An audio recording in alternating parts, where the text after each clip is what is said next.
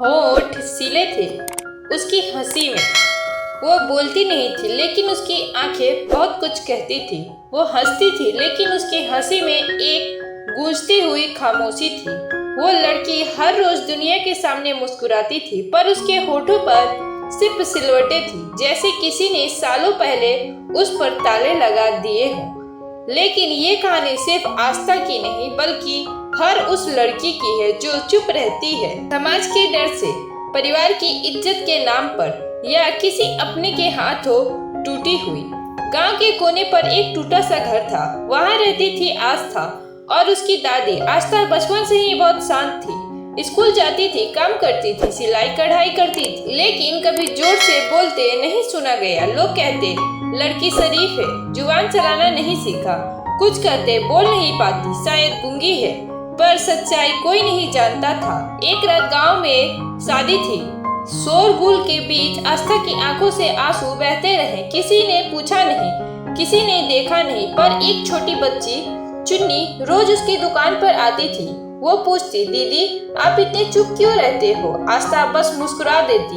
चुन्नी को लगा आस्था गूंगी है, लेकिन एक दिन उसने आस्था को अकेले में छिसकते हुए बोलते सुना। क्यों, मैंने क्या किया था?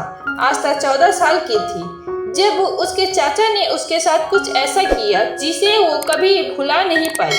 वो चुप रही क्योंकि माँ ने कहा था हमारे घर की इज्जत तुझसे जुड़ी है, तू बोलेगी तो हम सब डूब जाएंगे। माँ अब नहीं थी, बाप तो पहले ही छोड़ चुका था।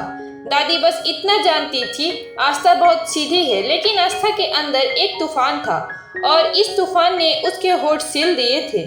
चुन्नी रोज उसे छोटी छोटी बातें बताती, कहानियां सुनाती और उसके गोद में सो जाती। एक दिन चुन्नी बोली, दीदी आपको भी बोलना चाहिए, अगर कोई बुरा था तो आप क्यों चुप हो?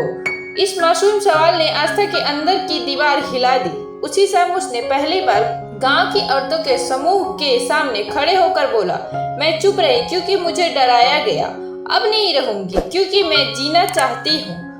आस्था ने FIR दर्ज कर चाचा को पकड़ा गया।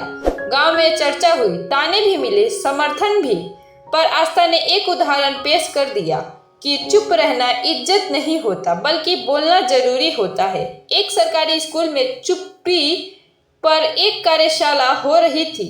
वो लड़की जो कभी खुद नहीं बोलती थी अब बच्चियों को समझा रही थी कि जो सहन किया जाए वो चुप्पी नहीं, वह गलती होती है। और फिर वो मुस्कुराई। उसकी मुस्कान में अब वो सिले हुए होठ नहीं बल्कि आवाज थी उस दर्द की जो अब किसी और के जीवन को बचा रही थी। हर मुस्कान के पीछे जो दर्द छुपा होता है वह हमेशा बेवजह नहीं होता। अगर समाज सच में बदलना चाहता है तो चुप्पी को नहीं, आवाज को सहारा देना होगा।